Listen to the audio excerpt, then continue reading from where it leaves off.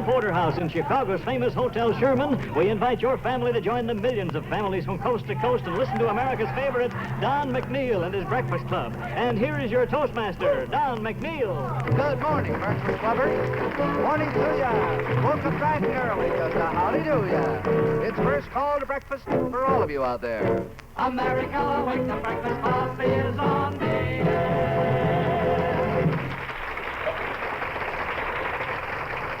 Well, welcome to the Breakfast Club on this Wednesday.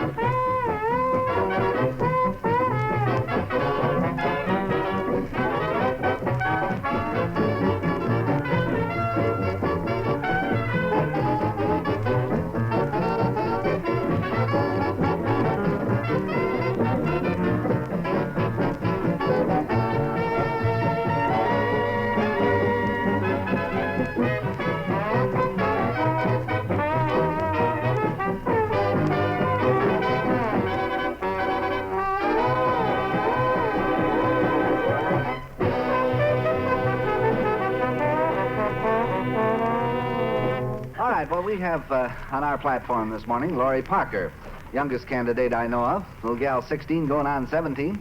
Sings real fine. Listen to her sing, I'm Gonna Live Till I Die. I'm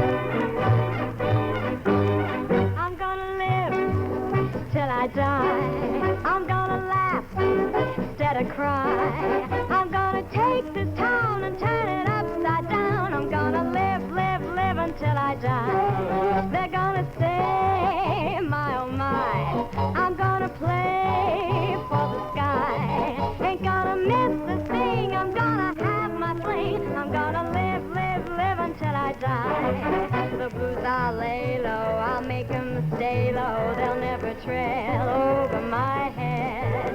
I'll be a devil till I'm an angel, but until then, hallelujah, gonna dance, gonna fly. I'll take a chance riding high. Before my number's up, I'm gonna fill my cup. I'm gonna live, live, live until I die. The blues I'll lay low, I'll make them stay low. They'll never trail over my head. I'll be a devil till I'm an angel, but until then, hallelujah, gonna dance and gonna fly. I'll take a chance up there riding high. Before my number's up, I'm gonna fill my cup. I'm gonna live, live, live, live, live until I die.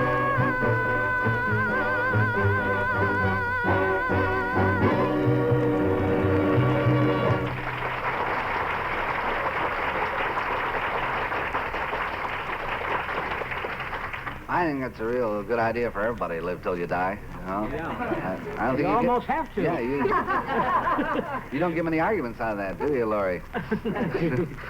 Laurie, what is your prime interest in school?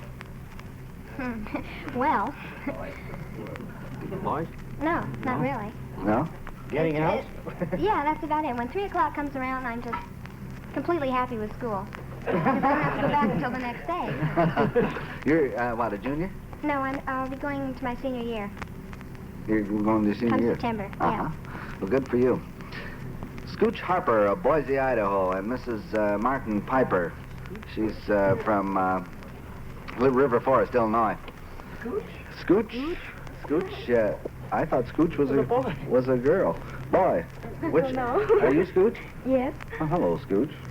How are you? pretty good. You're a student where? At Boise High. I see. Are you going to be a senior too next year? No, I'll be a sophomore. Say, tell me, Scooch, have you ever had desire to do particular things and things you knew you shouldn't do, but Like, Yes. like a signed wet paint, you know, you just wanted to put your hand there to see what it really was? Yes.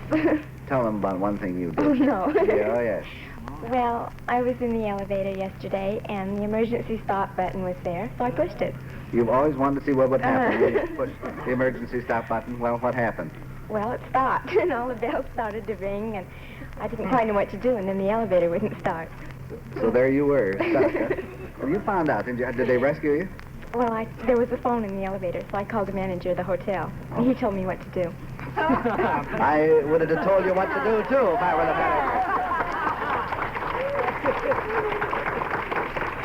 Not only what to do, but where to go in the elevator, you know. You're Mrs. Martin Piper, huh? That's right.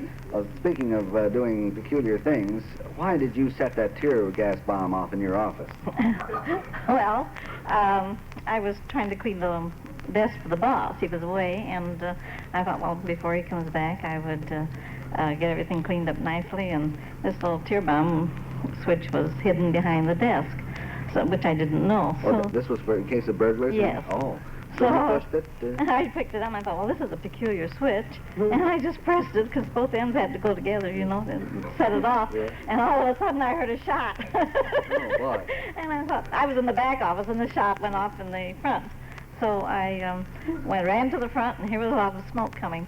And then I decided, well, that was the tear bomb, which we had wondered whether it was going to go off, because it had been in there for 10 years. And it worked, huh? It worked. And then all the customers would come in the office, and what would they do? Well, they came in there and they'd start talking, and then pretty soon they'd start wiping their eyes, and they didn't know what had happened because we told no one.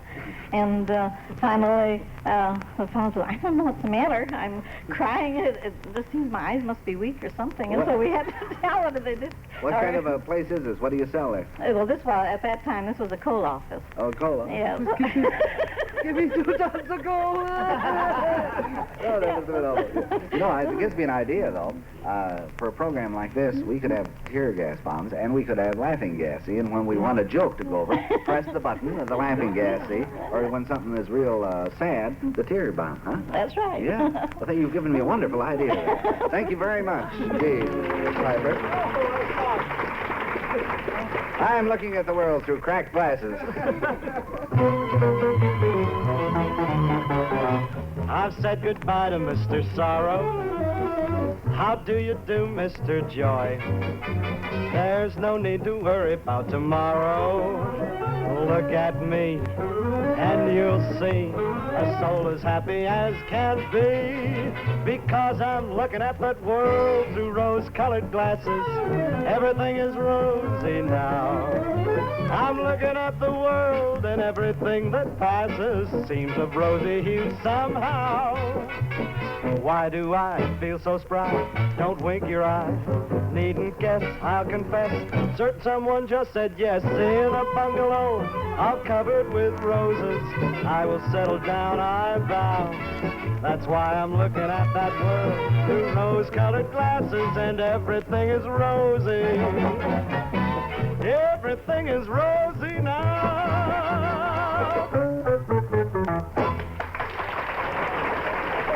Thank you, Dick.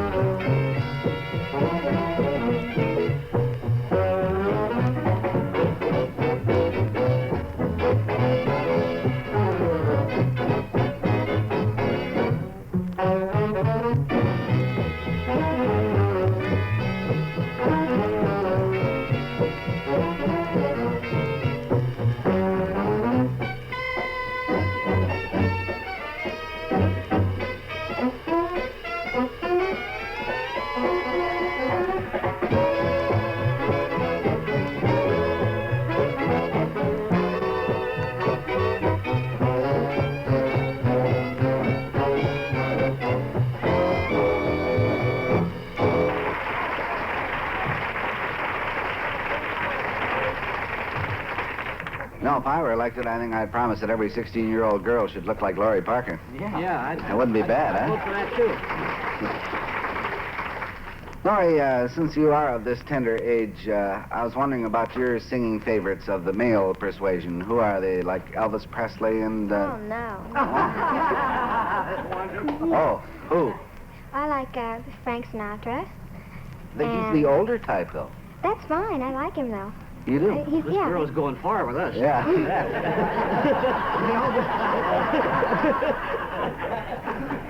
And, of course, Dick Noel. Of course. I mean, that's the favorite, you know. Yeah. And I like Nat King Cole, too. Yeah, well, I do, too. Well, you've got fine taste. I thought probably the young hep cats would. Oh, they're awful. They really are. don't send you at all. No. I don't like any of them, really. That's Miss Robert Henricks of Blue Island, Illinois, to come up here if she would. Now, I was talking to a fellow one time. We were discussing the qualities of women, since I see so many of them here and have for so many years. And I said, now, which do you think has the better disposition, a redhead or a blonde or a brunette? And he said, it doesn't make any difference. He said, my wife's been all three and she's miserable every time. Now, in your case, Miss Hendricks, you wrote that your husband says he's the only man whose wife has been a natural redhead and a natural blonde in the 19 years of your married bliss. Right. Well, you're certainly a blonde now. I know. Well, as the years went along, I became a blonde instead of a golden redhead. Oh, you mean the years took care of it just naturally? Just naturally. Well, your husband had both a redhead and a blonde. Yes, he did. Well, isn't he lucky, though? Well, speaking of things coming in doubles, if you were elected, what would you promise? 2 Sundays a week. One isn't enough? No, it'd be nice to have 2. Oh, I see. So you could have even more leisure time. That's right. Yeah. One for blondes and one for redheads. Right. Yeah. Do you have a family? Yes, I do. I have 2 daughters. Well, naturally, it'd be 2. Yes, thank you very much, Miss Hendricks. 2 of everything, huh? That brings us to our hymn time with Dick Noel.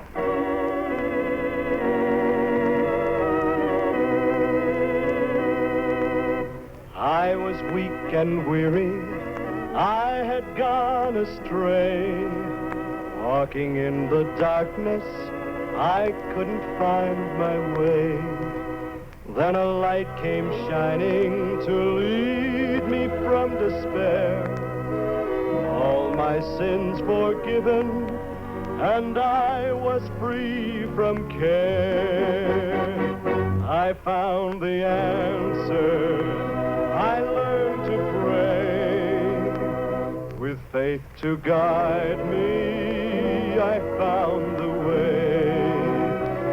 The sun is shining for me each day. I found the answer. I learned to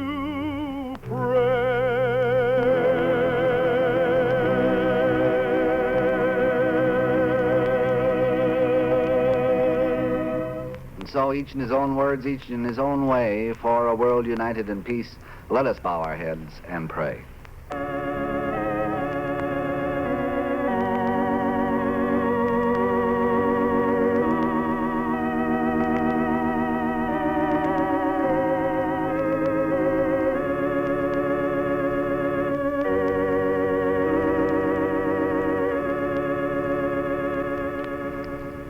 Amen. Memory time this morning, I'm continuing reading to you bits of philosophy from various great religions, edited by Leo Costin, that appeared in the June issue of McCall's. This is from the Moslem, called The Slave and the Philosopher. A pasha was crossing the sea in a fine ship when a terrible storm arose. One of the Persian slaves, who'd never been off land before, began to weep and moan and cried out in such terror that no one could reassure him. And at last the pasha called out angrily, "Is there no one aboard who can quiet this coward?" And a philosopher who happened to be on the vessel said, "With your permission, sir, I think I can quiet this man." "Proceed," said the pasha. The philosopher observed the chattering slave and summoned several sailors and said, "Throw him in the water." So they threw the slave in the water, and he began to drown, thrashing about wildly, and his screams were terrible to hear. "Now pull him back aboard," said the philosopher. Sailors hauled the slave back onto the ship, and he clung to the deck, panting and frightened, but silent. The pasha, impressed but mystified, asked the philosopher, "How do you explain this?" And the wise man replied, "Before he had a taste of drowning, he could not appreciate the blessed safety of a ship. To the angels in paradise, purgatory is hell. To the doomed in hell, purgatory is paradise.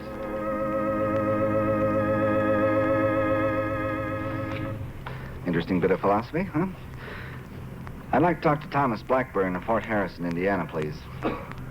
Mr. Harrison, sir, you have an idea of a promise you would make if you were elected president? What would you promise, sir? I'd promise a raise to the members of the armed forces. A raise to the members of the armed Yes, forces. sir. And what do you do, sir? I'm in the Army.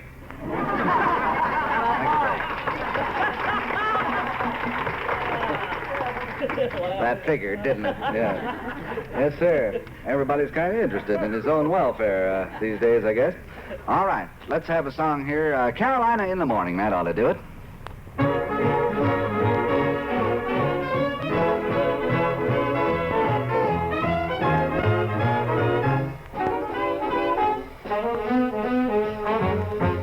Nothing could be finer than to be in Carolina in the morning.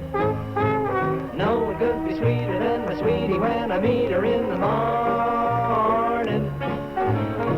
Where the morning glories line around the door, whispering pretty stories I long to hear once more. Strolling with my girlie where the dew is pearly early in the morning.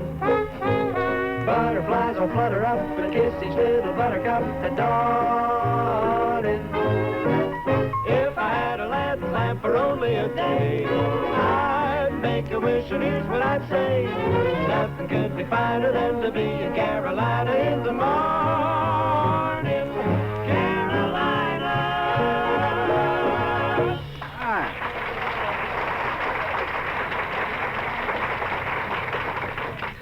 There's a young lady here who came from a lot farther than that. New Zealand. Miss New Zealand in the recent Miss Universe contest, Miss Lorraine Jones. I'd like to speak to her. She's very pretty, very cute, comes from Wellington, which is the largest city in New Zealand, and your first visit here, Miss Jones. That's right. Mighty nice to have you here. Well, it's very nice to be here. We don't know too much about New Zealand. How large is it? Well, it's about 1,000 miles in length, and it's about 103,000 square miles in area. How many people there? Approximately 2.5 million.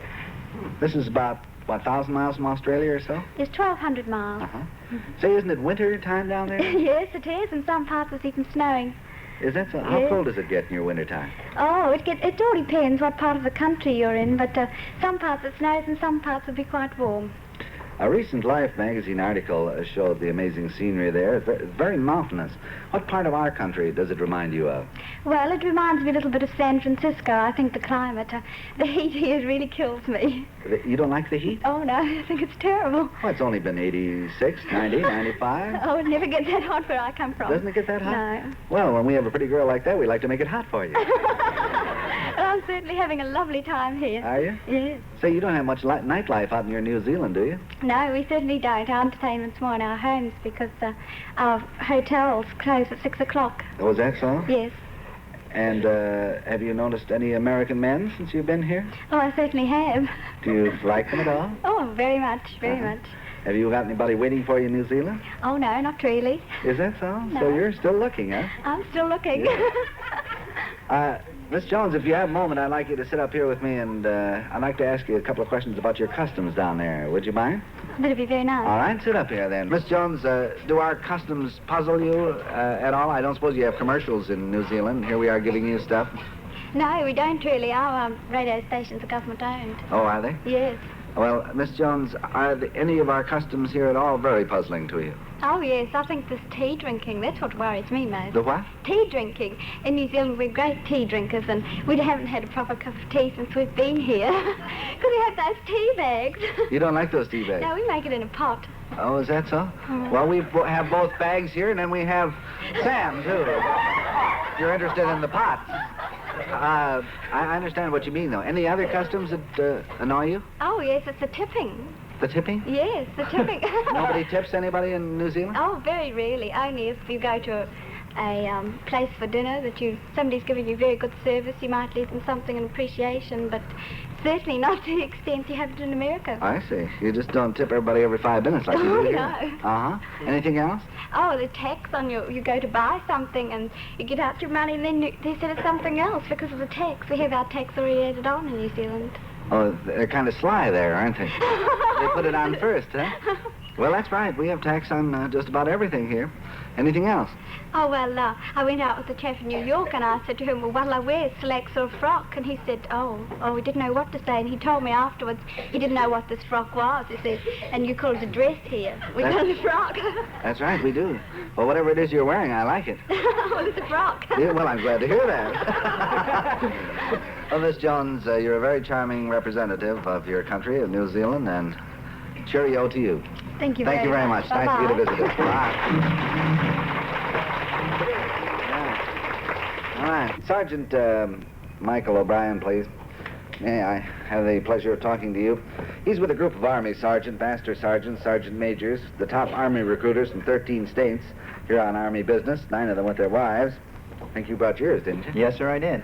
Well, I know Sergeant Major Dulcie brought his, too. She's in the Army also. Yes, she is. And Very member of the Women's Army Corps. very attractive couple. Who, by the way, in that particular family, the Dulcies, where they're both in the Army, who gives the orders at home? Have you... Well, that's a moot question. Yeah, I imagine, too. Yeah. Well, Sergeant O'Brien, delighted to have you and all the rest of your recruiters here. I'll bet you between you fellas you've gotten literally thousands into the Army. Well, we believe we have. I think we set a record here, but it's an easy thing to do when you represent the finest product in the world. Well, you sure. And, we you have sure no do. trouble doing it, especially when we enjoy our work like we do. Well, good for you. One thing about it, as far as your wives are concerned, they've got to be ready and able to travel at all Yes, times, don't they? They're good soldiers also. I bet you lived in how many places since you've been married? Oh, I think, since marriage, Yeah. I've been very fortunate. Oh, yeah. I've been just one. Oh, but usually it's 6, 7, 8, Yes, 9, sir, I 10, did. 12, 14, yeah. They got to be ready to go everywhere. You know Gene Gale, don't you? Yes, I do. Grand Junction, Colorado. Well, I tell you fellas really go after these recruits. He wrote on his card that he rode a horse 36 miles just to get a rancher's son to enlist in the Army. Well, I believe that. Yeah, you guys go after him, don't you? Well, it's so. Yeah. And then there's Jean Taylor, you know her? St. Joseph, Missouri. She's the wife of one of your Yes, I do. recruiters. And interesting thing how she got her husband. He was a military policeman, and he arrested her, gave her her first traffic ticket, and later became her husband. That's Got a lot of spirit in our Yes, you do. Yeah. It also shows that some of these military policemen, when they're dealing with a young lady, are not quite as hard-boiled as they appear on the surface. No, sir, there's a little bit more than justice given. Yeah, you betcha. And then there's Sergeant Mel Colby in your groups from Grand Forks, North Dakota. Here's a guy who spent his honeymoon in a fish house. That's what he wrote. Do you know anything about that? That's probably fishing for more men. Well, that could be. That could be, but that's what he wrote in there. Holy mackerel. Then, Sergeant, I looked at your card, and you asked me if I ever received a live grenade in the mail. I hope not. Did you? Yes, sir, I received the grenade pin and was told I'd get the rest of it when the recruit came home. Oh. Seriously, any of these guys that you've gotten into the Army, they haven't gone around looking for you afterwards? No, sir, this is all in good fun. I know But that. I think each and every one of them can't expound, can't talk about it, and can't be proud enough to be a member of the finest branch of service in the world. I'm glad to hear you say that, having a son in the Air Force. Well, there's still time to re-enlist. If you'd like to.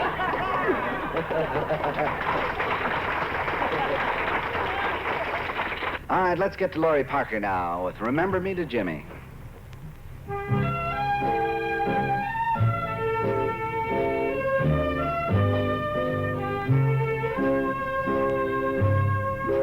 Remember me, remember me, remember me to Jimmy. Remember me when next you see my Jimmy. Ask him if he's found a new love as he wanders on his way. Tell him that his only true love thinks of him every day. Remember me,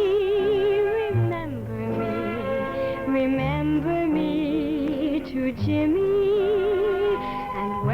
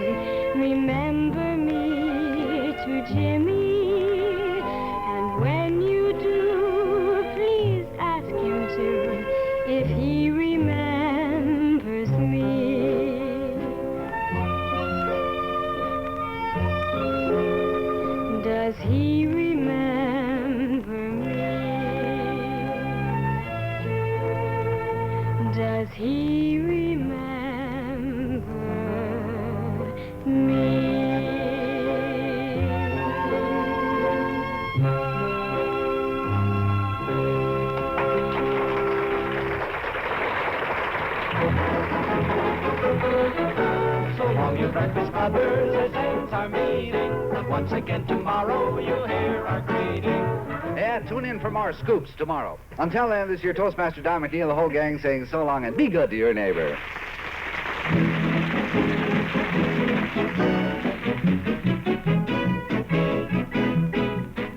Don McNeill's Breakfast Club has come to you through the worldwide facilities of the United States Armed Forces Radio and Television Service.